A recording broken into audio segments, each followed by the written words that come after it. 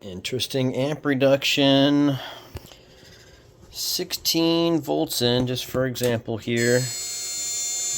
We get terrible feedback there. We're at 2.78 amps. I'm going to leave that just like that. And I'm going to connect, I'm going to connect my capacitor bank here to my primary. So my primary, bifilar wind, had certain values to it. I measured those values at 1K and 10K. And the result I got was ranging between 6 millihenries and 700 microhenries. So the median, let's see here, at 1K I calculated, you know, we got basically the inductance here, right? 330-ish. The median for that is 2.2 microfarads. The median for that number. So I decided, you know, through a resonant circuit here, you know, putting that capacitor in parallel, the primary is considered, you know, making that a parallel resonant type circuit, targeted somewhere between 1 and 10K.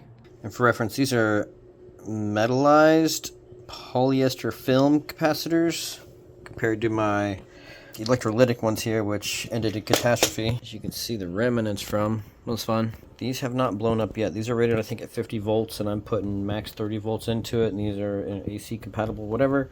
I've got these. I wanted 2K, so that's not even in my range. Hang on. Our medium's like 2.2. We're at 2.4, so watch what happens when we hook this up. Recap, we were at 2.7. Our capacitor bank is now hooked up to the primaries. 2.1. That shaved 600 milliamps off, and we no longer have the buzzing and all that kind of crazy stuff as well. So we've slashed input amperage even further here. We're 40 volts at 1532 watts. I suppose essentially that's parallel to my snubber. I wonder what happens if we turn off our snubber. Amperage 210, about the same. Does that circumnavigate our snubber? Here we go again.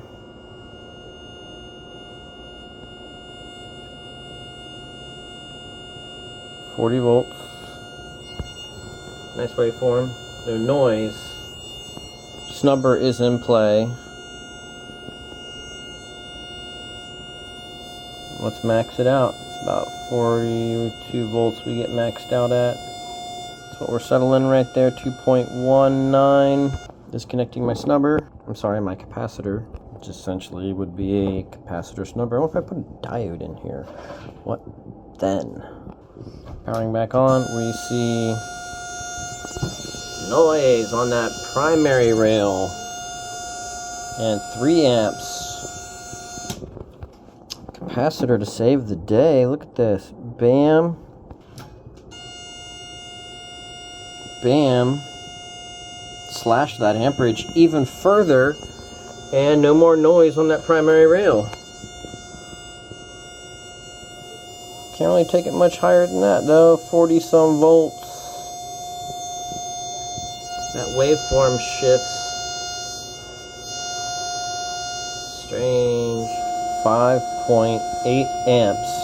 And we got noise. 5.8 amps. Capacitor again. Bam. 5.4. What was it previous? 5.3. We're settling down.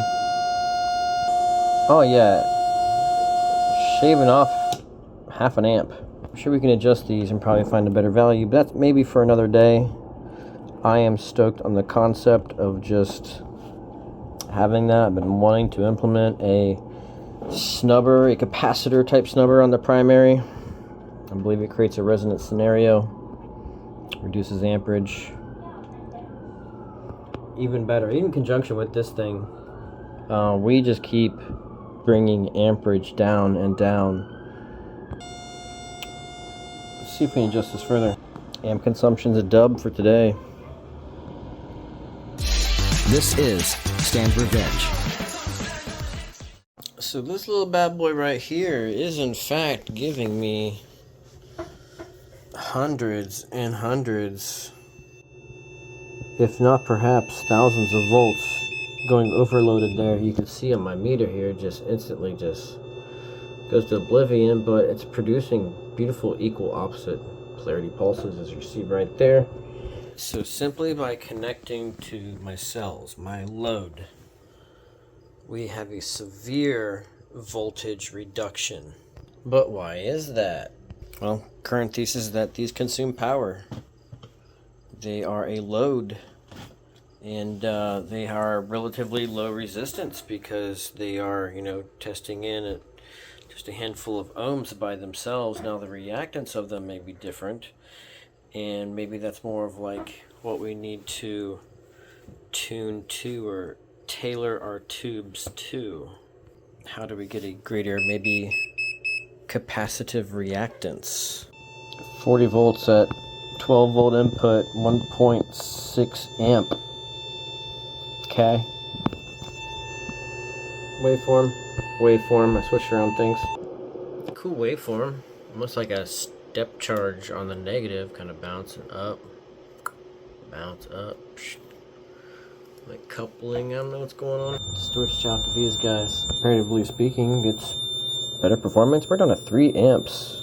The secondaries, which is, just these coils right here. From the center tap, just this one coil from that bifilar wrap shows 42 ohms of resistance. This is at 1 kilohertz. Inductance 97 millihenries. Capacitance is 260 nanofarads. 10 kilohertz, 30 ohms, 7.6 millihenries, 33 nanofarads.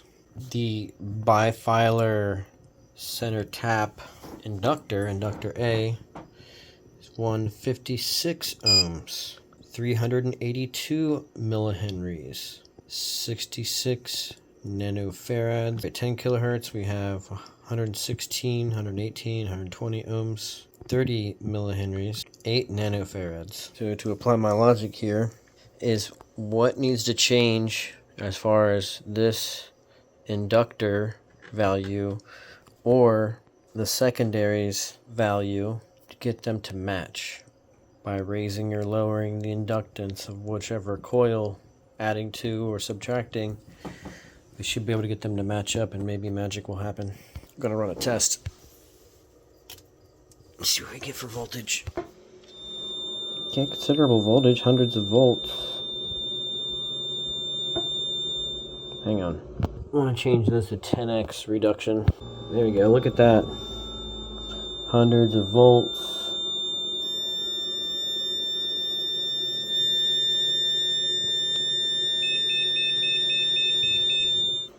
Getting hundreds, if not thousands of volts. But this is just a tiny little transformer. Many, many less winds than what these guys are, but still getting the voltage we need. So it's not the size of your transformer that matters. It's not the size of your inductor that matters. It's how you interact with the circuit. With this setup, we usually get 45 volts. With the other setup, we usually get 45 volts. Less winds, though. Like, this is basic. We're going to have to tear this down. Do a full recap of it. There's our 40 volt mark. Disconnect this for fun.